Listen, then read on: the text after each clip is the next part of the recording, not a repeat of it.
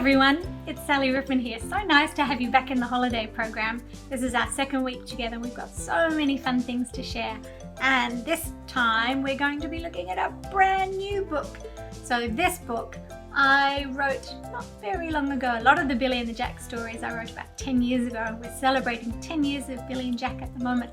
But this is a brand new story and it is about lots of different things. It's about grumpy neighbours and nice neighbours too.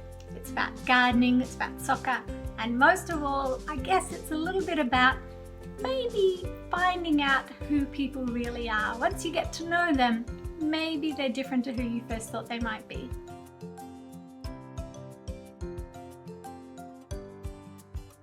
So one of the things that I wrote about when I wrote this story was gardening. You can see that Billy's holding a little pot plant there. She loves playing soccer, we all know that. But she really likes gardening as well. So it's something that she and her dad do. They often get little seedlings from the hardware store and plant them, and sometimes they might grow into flowers, sometimes they might grow into things that you can eat as well. So I love gardening too, and I used to live in a house with a big garden where I could plant lots of vegetables and even some fruit trees, but now I live in a house just with a little courtyard. But I still like to grow things, so sometimes I might grow things along my kitchen windowsill. You can see here I've got some parsley growing and a little bit of cactus as well, because cactus is always fun and pretty easy to grow. And up here in my office I even have some little radishes growing. I found a packet of radish seeds and I put them in a pot, and that's a very sunny spot just next to my desk, and look how much they've grown already, pointing and waving to the sunshine. So if I can pull some radishes out soon, I'll show you.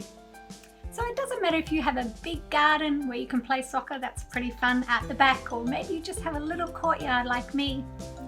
Maybe you just live inside and you can grow things in your kitchen. So things like you can cut the top off a carrot, and if you put it on some wet cotton wool on a plate, before too long the carrot will start to grow green shoots. And when I was little, I used to do things that were like a Mr. Grass head, where you would fill up the top of a piece of stocking with some dirt and put some grass seeds inside, and then put some funny eyes and a face on him. And if you keep it wet, you'll see the grass will grow up like funny hair. So there's lots of really fun gardening activities you can do inside. And hopefully you'll be able to have a look at some of the ones in this book.